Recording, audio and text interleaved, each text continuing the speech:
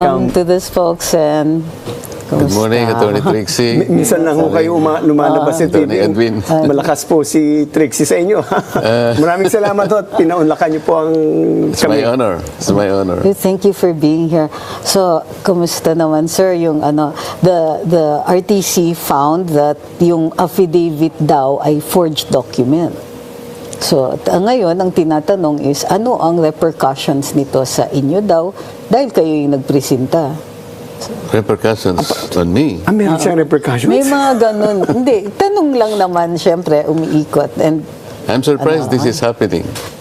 Are they trying to create? Ito yung sinasabing repercussion kasi mananagot daw siya sa pagpresenta ng witness. Tanginang gago talaga. Hindi.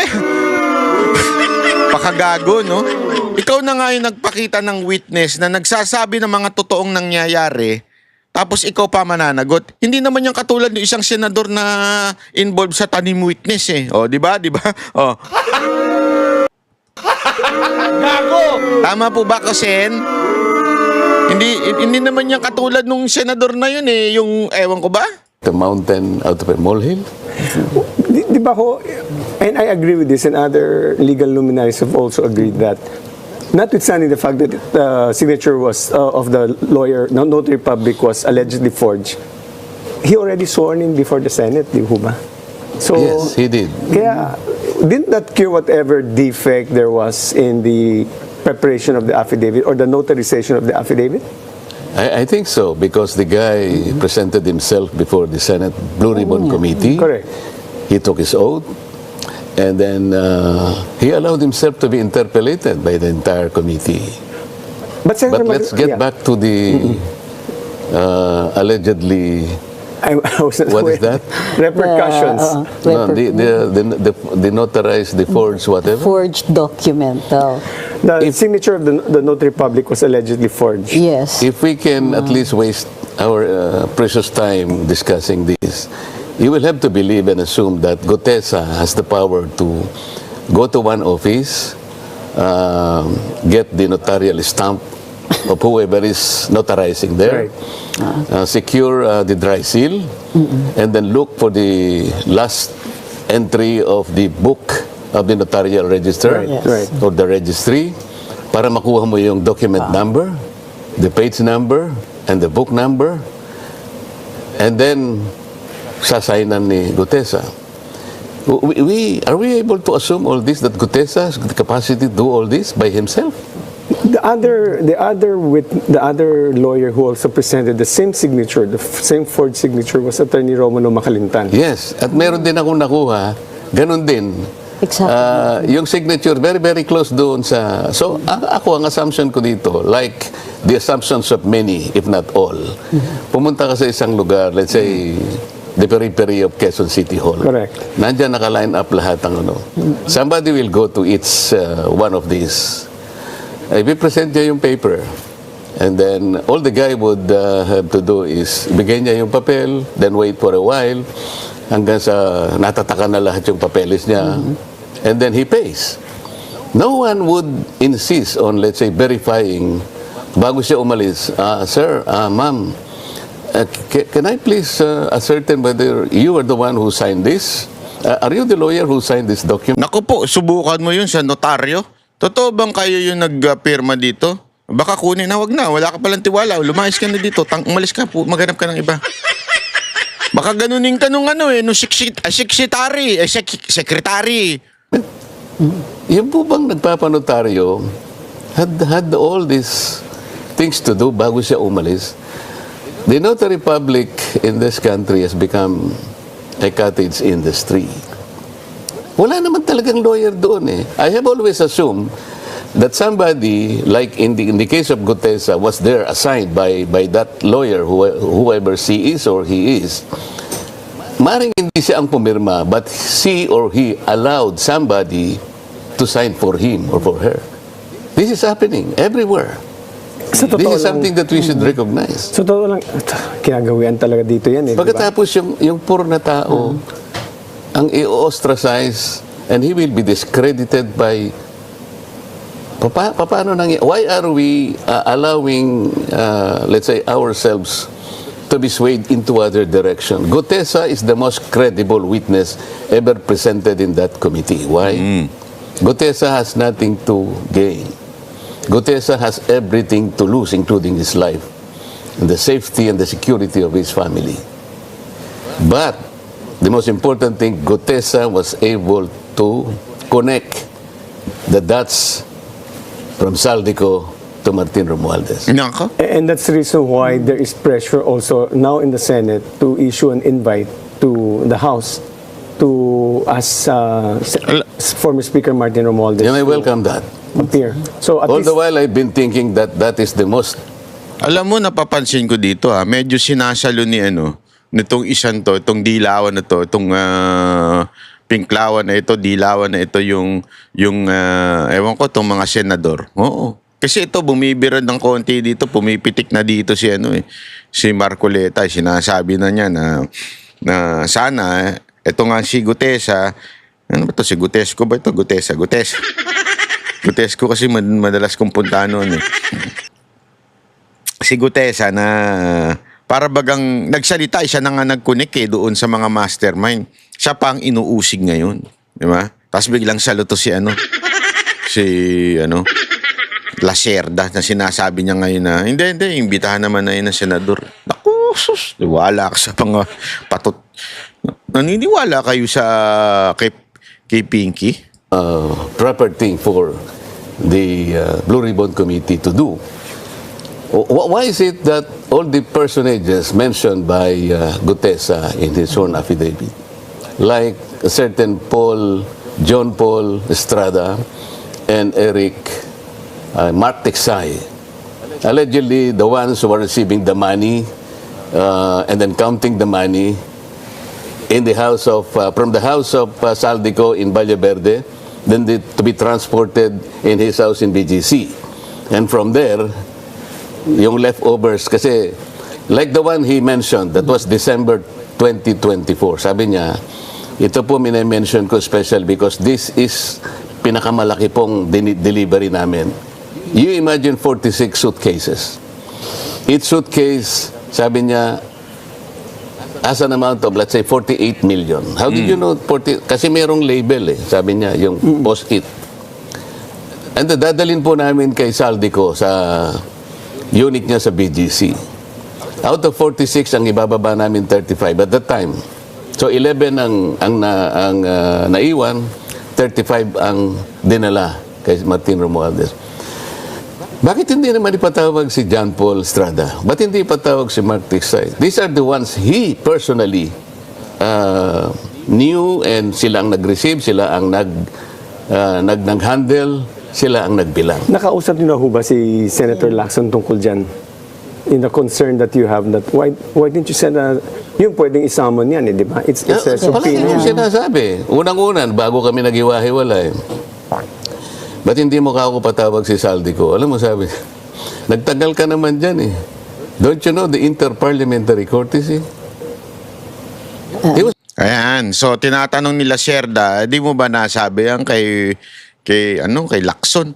Sabi niya, ito na kagad binara kagad ni Lacson 'Di ba? Sinupla kagad ni Lacson yung idea ni Marcoleta na bakit hindi ipatawag, di ba? Wala Mahinang nila lang yung si Lacson. preaching to the choir. Of course. Sabi ko, are we violating interparliamentary courtesy if we simply invite him? No. I invited Toby Chanko and Correct. I was the chairman. And he appeared. He appeared, and twice he appeared.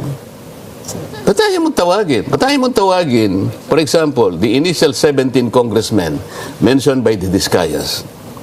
17 congressmen. Hindi man lang niya ipatawag kahit isa.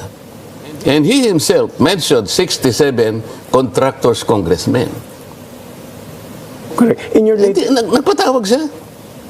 I'm not saying that we should not call the small fries here or charge them. They're all accessories to this crime. Pero wag naman nating pakaiwasan o pagtakpan yung malalaking isda na dapat nating matukoy dito. Senator Marcoleta, it's just something that we mortals don't know how it works around the Senate. Ordinary mortals Yes. like us. Sir, You're hindi not. kayo. Ito po, Kami this lang. is my question. No? The Senate operates as a collegial body. Yes. Yes, sir. So you're supposed to be discussing things amongst yourselves. Grabe, no? Oh, di ba? There are two main points that I want to ask. Dito po kay Mr. Gutesa, you presented him right there and there, no?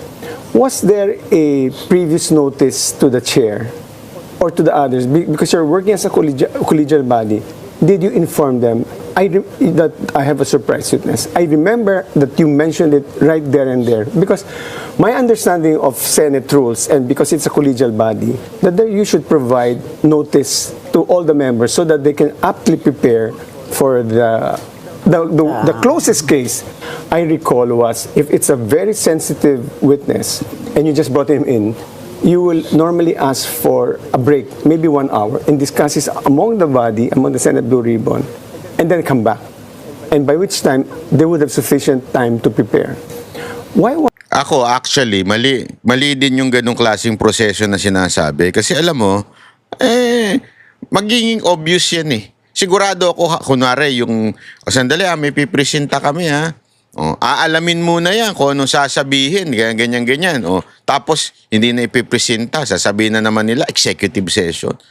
Buti nga na-caught off guard sila eh. Pero at the same time, hindi pa rin totally caught off guard ang ginawa ni Marcoleta. Kasi kung matatandaan ninyo, pinaalam niya eh, can we present this witness na ganito, kinuwento niya na pinapunta ako sa ganitong lugar, tapos can you present this witness? Yun ang maganda, kasi transparent, di ba? Pag sinabi ni Lacson, hindi pwede yan. Magagalit ang taong bayan. Pero yung gagawin mo secret yung usapang ganon, naku po. Si Remulla nga nagagalit pag secret daw. Diba? Gago! So ibig sabihin nun, ito hindi ho ito masasabi nating itinago. Kasi pinaalam naman eh. Pwede naman niya sabihin, hindi, wag muna, mag-usap muna tayo.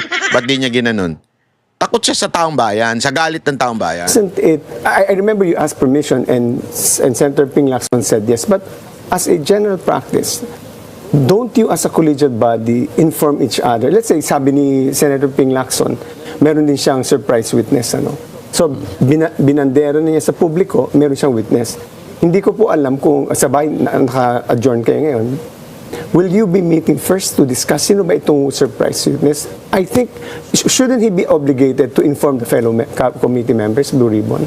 First, to the initial question you raised, Yeah. bakit hindi ako nagkaroon ng pagkakataon na i-discuss sa kanila? Correct. Kasi, nung na-meet ko si Gutesa through Mike Defensor, there was a little time. Hindi naman ako naniwala na may tao nga palang may gustong gumawa ng, sabi ni Mike Defensor, i-meet po lang siya because for 2 months, hinahanap ka raw niya, nalaman ko through my emissaries here, ikaw ang hinahanap niya, gusto lang niyang makausap ka because meron daw siyang sasabihin. Sabi ko, paano ito mag-aalas 2 na, ang namin, ang session namin is 3 o'clock. This was the day before Huba ng Blue Ribbon? Yes, or- yes. Hindi ko na alam kung anong date. Sabing ganon, hindi, we're in Manila kung saan mo gusto, malapit sa'yo para lang makita mo yung prepared statement. O can you go to the seascape? Kasi yun lang ang alam kong malapit. That's 5 minutes away from the Senate. So pumunta ako. Okay? Doon ko nakita na, sabi ko, matindi tong statement mo. Are you prepared to make your safe available before the committee? Yes, sir. O sige, sabi ko, panotaryo mo. That's for my benefit only kasi hindi ako naniniwala na matapang siya talaga. I don't know him. Okay, so kung talagang buo ang loob mo, pumunta ka bukas sa Senate before 9 o'clock ng umaga. Okay. Sino kasama mo? Ako lang po, sir. Anong sasakyan mo? Sir, nakamotor lang po ako. Well, sa una, hindi ako naniniwala na malakas ang loob niya. So, hindi ko na sinabi sa kanila kasi baka ako rin, hindi ako naniniwala na darating siya. Gusto kong maniwala na buong loob niya kung darating siya. That's what happened. So, sir, napansin niyo ba that yung testimony ni Gutesa ay pareho din dun sa, lalo na dun sa luggage, ay pareho dun sa testimony nung sina Bryce Hernandez Mabuti tsaka napansin mo. Henry Alcantara. Hindi lang si Gutesa. Alcantara, Bryce Hernandez talk about the Rimowa suitcases. Sinabi rin nila na dinadala sa bahay ni Saldico. Nag-connect lahat eh. This guy also mentioned, about, putting the money in this, ganito, dinadala sa ganito. Luggage, sa ganito. confirm Bakit hindi yung nila luggage, ngayon maintindihan? Ba't hindi nila Same luggage po mapag-connect? yan? Same luggage ang Mga ginagamit? Same ganun ang type, binabanggit same nila eh. type Sabi daw. ko pa, how come? Sinong nagbibilang? Sila po, sabi niya, plastic. Ang isa pong plastic is 1 billion. So, iniitsa-itsa lang na ganun. So, sir, walk us through yung testimony ni he connect Naintindihan natin, di ba? Yung testimony nung si Gutesco, same nung kila Bryce na yung maleta, lalo na yung mamahaling maleta, di ba? Na doon nilalagay yung pera, same. So may connection talaga, hindi nag-iimbento. Talagang may alam yung tao. Kaya nga, ewan ko, siguro dahil nga yung sila Bryce at saka kung sino man dun sa mga DPWH, takot kay Romualdez, alam naman po natin. Yan ang tinuturing na Panginoon ng mga animal eh. Lalo na sa gobyernong to, si Romualdez eh. Kaya takot sila dyan magsalita. Naintindihan ko, wala sila mga bayag na ituro yun. Pero itong isang to, yung security, marine eh. O, may bayag. Diba? So, ayan. Binuking niya. Pero, sabi nga, konektado yung kanilang